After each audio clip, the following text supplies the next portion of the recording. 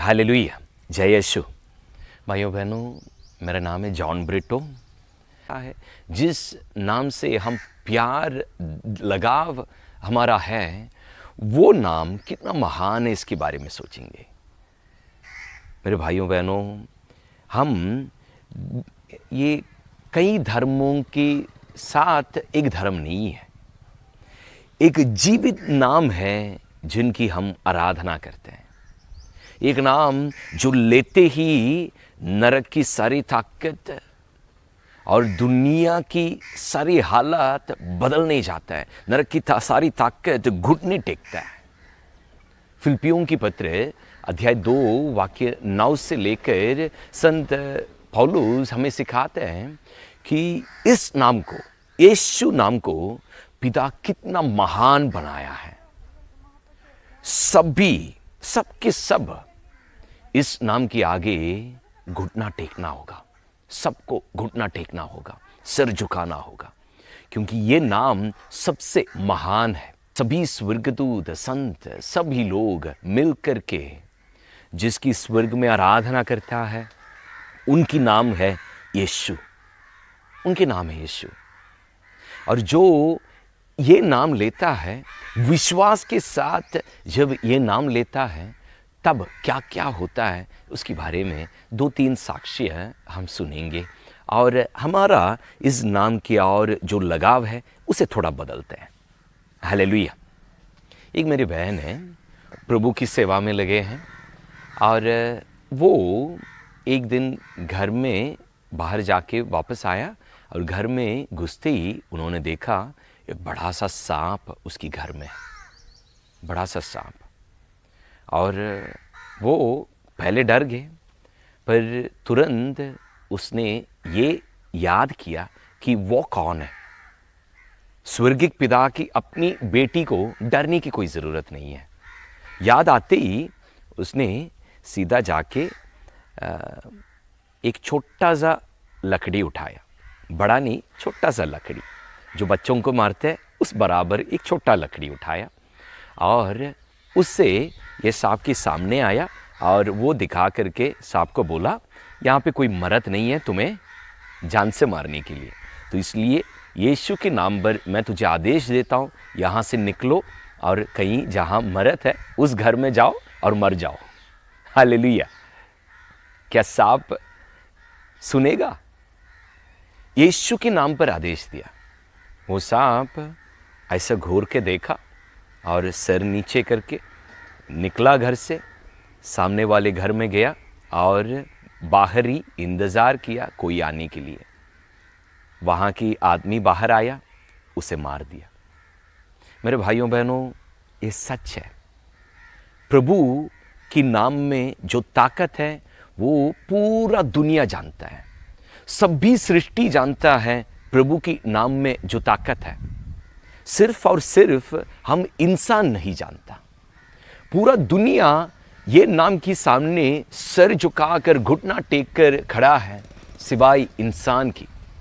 सिर्फ हम नहीं जानता कि कितना खास है, कितना महान है ये नाम जिसमें हम विश्वास रखा है।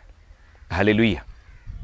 जब प्रचार की शुरुआत में 2 साल पहले जब मैंने सबसे पहली बार उत्तराखंड जाके वहाँ पे सुसमाचार सुनाने गया, तो उस वक्त एक छोटा सा गांव में गया जहाँ पे 20-25 परिवार है और वहाँ पे उन लोग उस दिन तक कभी यीशु नाम के बारे में सुना नहीं है। तो ऐसे गांव में जाके यीशु के बारे में एक प्रवचन दिया और उसके बाद उन्हें बोला, अगर आप में से कोई बीमार हो या कुछ परेशानी है तो प्रार्थना करेंगे, आप सामने आ जाइए बोला। एक एक करके कुछ लोग सामने आया और उस बीच में एक औरत पीछे खड़े रहकर ऊंची आवाज़ में बोला, आप हमें ये जो बंदर लोग हैं इन्हें भगा के दिखाओ और फिर हम लोग विश्वास करेंगे। हालेलुया। देखो, ईसाई विश्वास और बंदरों को भगाना, इससे कोई ताल्लुकात है? अजीब लगा मुझे।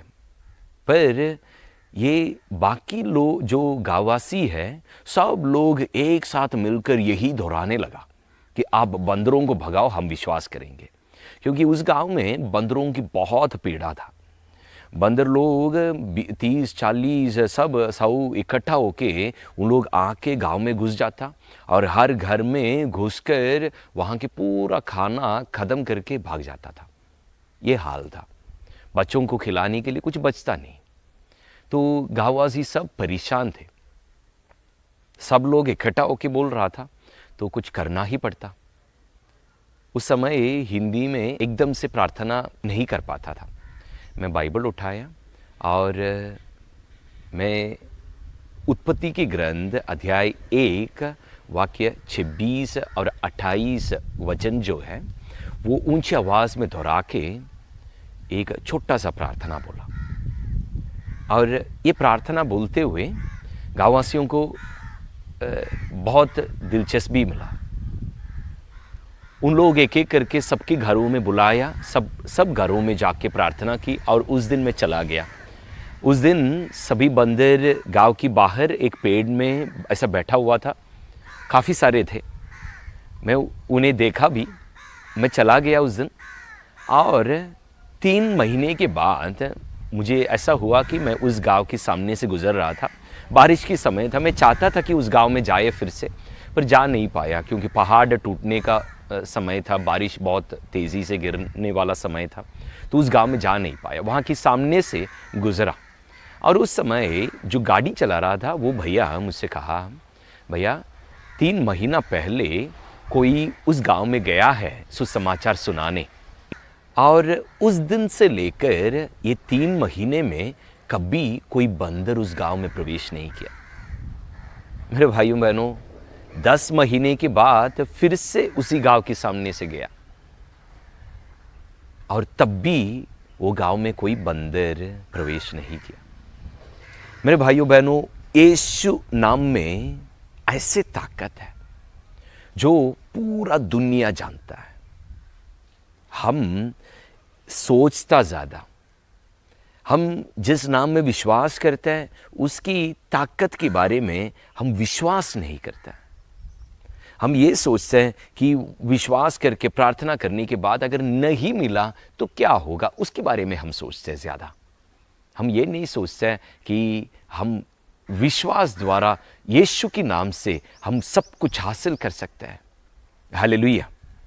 मेरे भाइयों बहनों, हम विश्वासियों के लिए ये वरदान दे रखा है प्रभु ने, चंगाई की वरदान, दूसरों को छुटकारा देने की वरदान, अपने आप छुटकारा पाने की वरदान, ये हमें दे रखा है प्रभु ने। मार्कुस की सुसमाचार अध्याय 16 की वाक्य 17 और 18 के अनुसार सभी विश्वासियों के साथ ये चिन्ह होगा।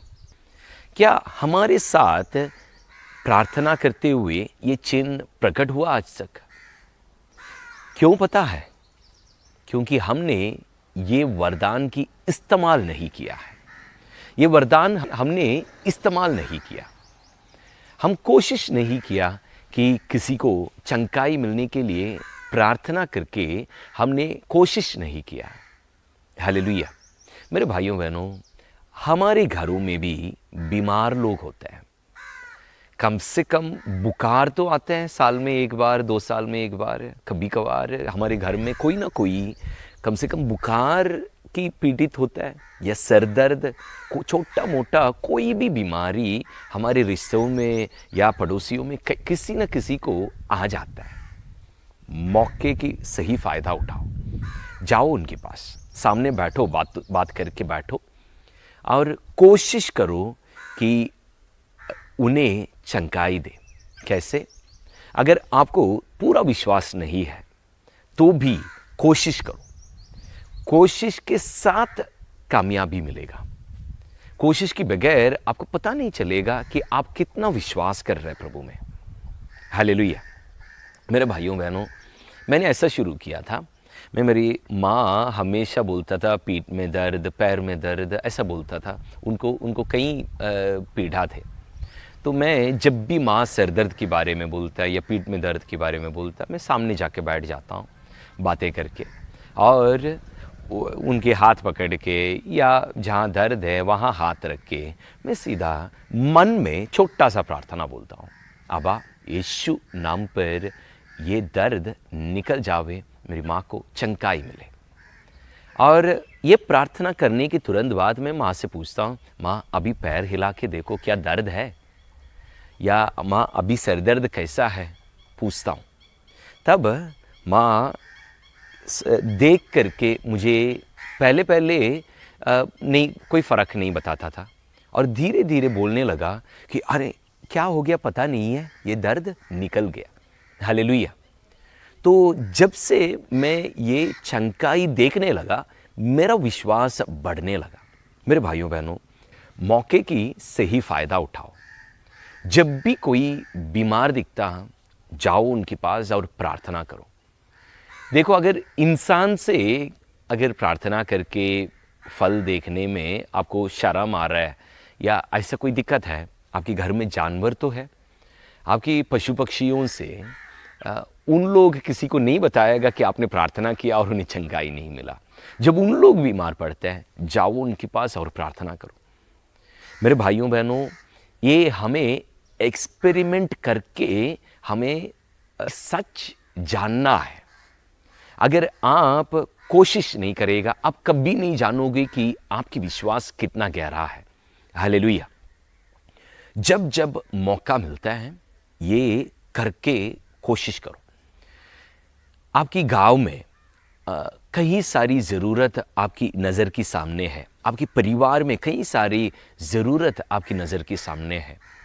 अकेले में जब बैठते हैं, आप यीशु के नाम लेकर बोलो कि यीशु के नाम से मैं ये बोलता हूँ कि ऐसा हो जाए, मेरे भाई को, मेरी बहन को नौकरी मिल जाए, मेरे पापा को चंगाई मिल जाए। जो कुछ भी आपकी ज़रूरत है, सब यीशु के नाम लेकर आप बोलना शुरू करो, भविष्यवाणी करो। संत पौलुस चाहता था कि सबके सब भविष्यवाणी की वरदान की इस्तेमाल करें। मेरे भाइयों बहनों, यीशु की दिल से जुड़कर, यीशु नाम लेकर उनसे दिल से जुड़कर यीशु की इच्छा के अनुसार बोलने के लिए, बोलने की जो प्रेरणा है और जो बोला जाता है, उसे कहता है भविष्यवाणी। तो ये आप इस्तेमाल करना शुरू करो। क्या चाहते हैं प्रभु मेरी ज़िंदगी से, मेरे परिवार से, क्या चाहते हैं प्रभु? प्रभु की इच्छा के अनुसार आप बोलना शुरू करो, दिल से वो निकलने दे शब्द द्वारा। मेरे भाइयों बहनों, यीशु नाम लेकर आप जो कुछ भविष्यवाणी करेगा वो सब सच साबित होगा। सिर्फ आपके जीवन में नहीं, ये जब करेंगे आपके जीवन के बारे में मत बोलना, पर आपकी चारों ओर की जीवन के बारे में, क्योंकि हर वरदान दिए जाते हैं दूसरों की भलाई के लिए, कलीसिया की भलाई के लिए। तो आपकी चारों ओर पड़ोसियों को, रिश्तेदारों को, आपकी पैरिश को, आपकी गांव को, आपकी देश को भलाई देकर आप भविष्यवाणी करो, आशीष करो यीशु की नाम लेकर। वो सब आपकी आंखों के सामने सच साबित होगा। हालेलुया। मेरे भाइयों बहनों, ऐसा यीशु के नाम लेकर जो कुछ भी आप अपने मुंह से कहेंगे, वो सब आपकी आंखों के सामने आपको दिखेगा। मैं कभी आप दूधों को नहीं निकाला है उस दिन तक, जब मेरा एक भाई के साथ मैं सेवा के लिए गया था और उस जगह एक अवधूतग्रस्त आदमी को ले आया। और मेरा भाई जो है वो सुबह से लेकर प्रवचन दे रहा था, कईयों के लिए प्रार्थना करके वो थक गया, उसकी पीठ में दर्द होके वो कहीं बैठा हुआ था। तो मुझसे कहा, जॉन तुम जाके वो भैया के लिए प्रार्थना करो। मैं बोला, मैं कभी ऐसा किया नहीं है, अवधूतग्रस्त आदमी से मेरा कोई ताल्लुकात नहीं है, मैं नहीं कर सकता बोला। तो उन्होंने बोला, जॉन मेरे प्रति तुम जाके करो बोला। और मैं किस तरह इनके लिए प्रार्थना करना है बिल्कुल नहीं जानता, कौन सा वचन बोलना है या कैसे इनके साथ प्रार्थना करते हैं, अवधूतों को कैसे निकाला जाता, कुछ नहीं जानता। पर मेरा भाई जिद कर रहा था, प्रभु के नाम लेके बोला कि तुम्हें जाके करना है। मैं गया और ये भैया को, जो अवधूतग्रस्त है, वो भैया को बुलाकर एक कमरा ले गया और वहाँ उन्हें बिठाया। मैं भी सामने बैठा और मैं स्वर्ग की, और जब वो कमरे में जा रहा था, वो रास्ते में भी मैं प्रभु से ये बोल रहा था, प्रभु क्या करना है मुझे कुछ नहीं जानता, जो करना है आपको करना है बोला।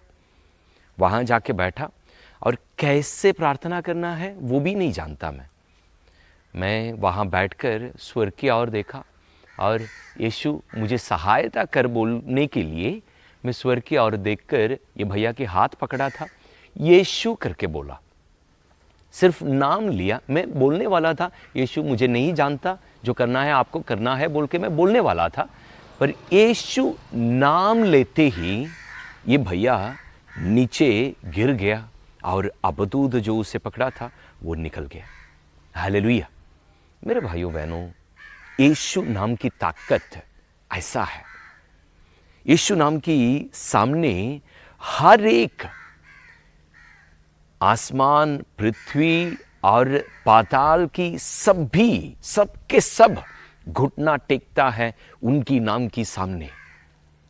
विश्वास करो, जो नाम लेकर हम प्रार्थना कर रहे हैं वो नाम महान है, महान है।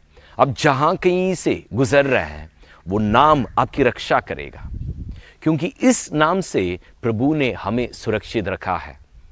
यूहन्ना के सुसमाचार अध्याय 17 में प्रभु पिता से प्रार्थना करते हुए हमें दिखाई देता है और पिता से यीशु ऐसा प्रार्थना करता है कि आपकी दिया हुआ उस नाम से मैंने उन्हें सुरक्षित रखा।